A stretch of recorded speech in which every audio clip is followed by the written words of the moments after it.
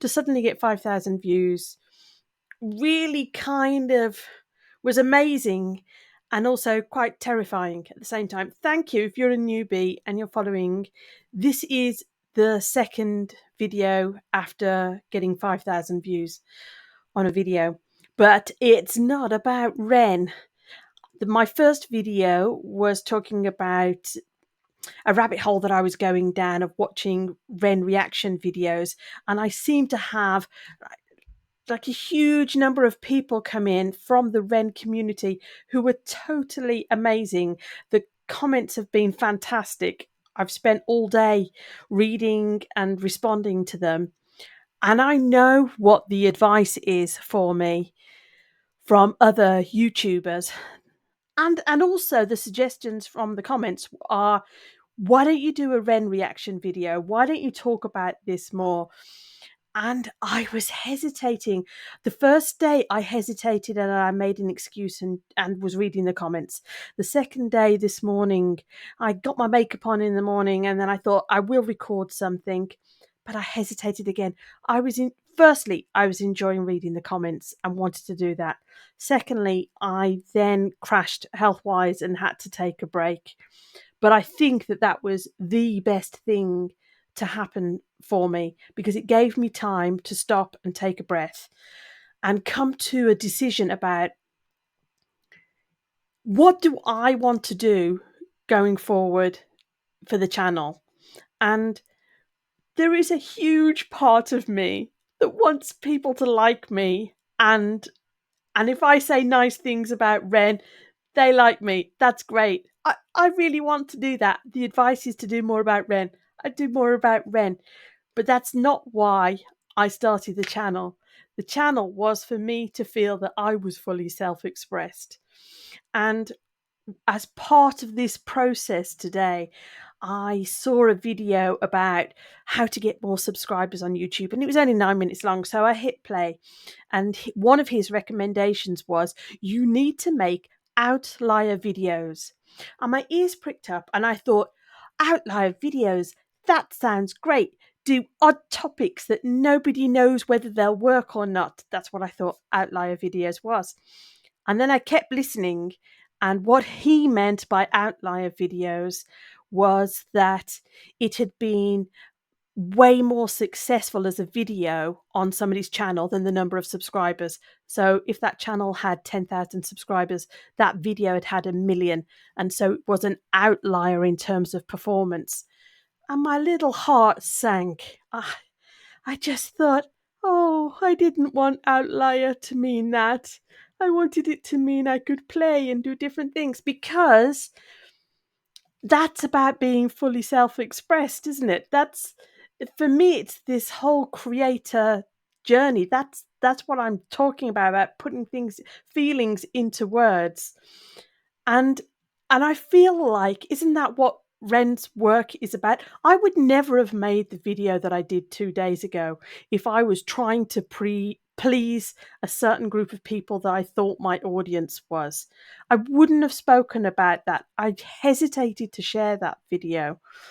I prefer, what got me excited about the word outlier, in terms of the next video I make, I'm going to experiment and talk about something else in this fully self-expressed creator journey, being fulfilled, for real people. I have my limitations. I don't have skills. I don't have the contacts. I don't have a social circle where we're all talking about this kind of thing. For people like me, wanting and feeling called to do something else. And I thought, that's the path. Immediately after that, I had that feeling. I saw on the side that I've been tidying up my office. I have two posters that I've printed out over the last, it's got to be about 5 or 6 years. Only 2 things that I've ever printed out. And I thought I'd share them to finish up. The first one, when I saw these words, I thought to myself, that's exactly what I want people to feel when they see my videos.